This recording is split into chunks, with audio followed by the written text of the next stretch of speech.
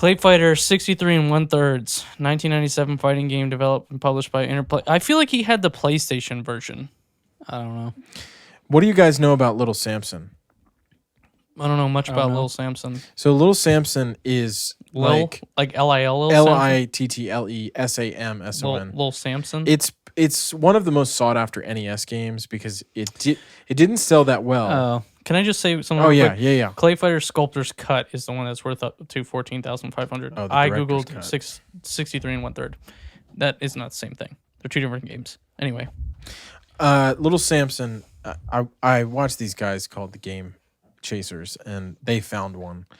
Like I just typed in Little Samson on eBay. Yeah, I have heard. Top of this. copy is like $2,500, $2,400. So the thing is that it was, it undersold, but it was a really good game, and so that just like completely jumps up the value because people are like, I actually want to play it, and so people are just emulating it. But dude, they found a Little Samson at like a flea market for like $2. I just feel like this whole conversation makes me so angry that emulation is like still technically illegal. You know what I mean? Emulation isn't, but yes, but owning and distributing ROMs is illegal, which I understand the business reason why that is, but I can't afford to pay I mean that's $14,500 to play a copy of a game that there's that's what's That stupid. may or may not be $2,500 and understanding that you would never sit down and be like, oh dude, I gotta play Little Samson. I understand. I'm But not gonna say that. I know, but I'm just saying if you wanted to, because someone like I didn't hear about this. That's crazy that there was this like niche game that was really good. It just undersold, so there's not a lot of copies out there. What are my options? I don't know if Nintendo put that on like the what's it called? On their like Wii U store or anything. It's definitely not on. Yeah, I'm saying like, they could have for some of these games. Like Mario 64, I mean, I can play that a bunch of different places without having to go download a ROM. Just get the not forever in print Mario All-Stars game for the Switch or go and get it on the Wii U or whatever, but I don't know. I mean, it's annoying. Like you said, I get the business reasons. I just feel like I don't understand how Nintendo hasn't been like, here's an official emulator. And it's, even if it was like N64, money, like man. $20 So a much game. Yeah.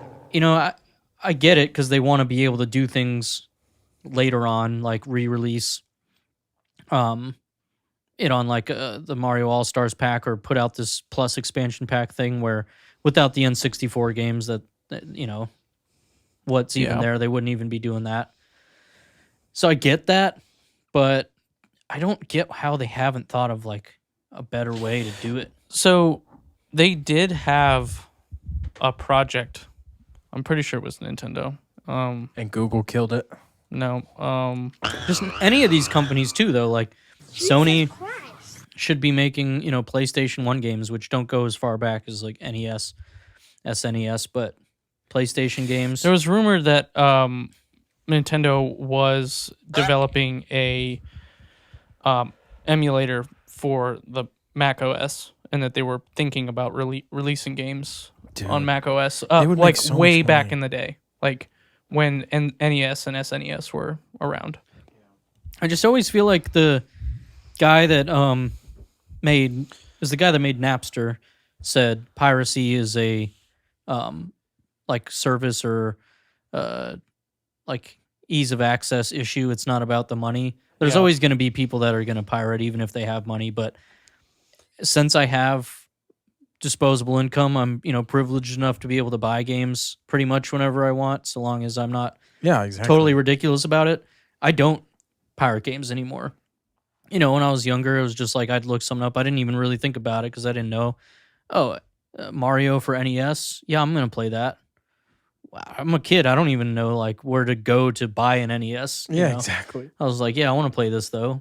And now I have money. I'm like, I'm looking for a place to buy that now. It's not, let me just emulate it, which there's something to emulation that's cool. Like playing Game Boy games on my phone is a crazy idea where so many years ago you wouldn't have even thought, that was an idea.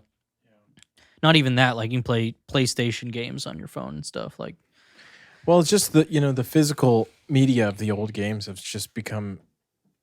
It's a huge market, and the fact that they don't really give you much of an option, because the only way to legally emulate is to own the title, or have paid for it yeah. before. Well, That's even a gray area. Yeah. I don't have proof that I own fucking Pod Racer.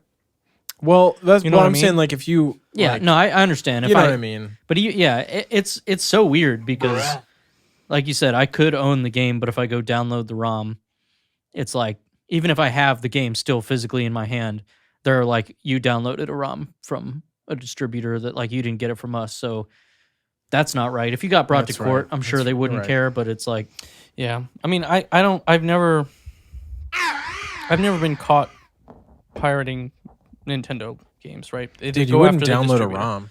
I would download a ROM. yeah, I do not You would con- never download a video game. I do not condone stealing, but talk to me personally, and I will condone it. And they'll send you Pokemon Prism. No, but it's just silly to me because like there are plenty of old games that had mom not sold the NES or N64, we would still have, right? Yeah. Had she not said, okay, you want to get a new game, trade in like 10 of your games. Yeah, right? she definitely like did that to be like, and I get it because in her mind it was like these are just old toys. Yeah.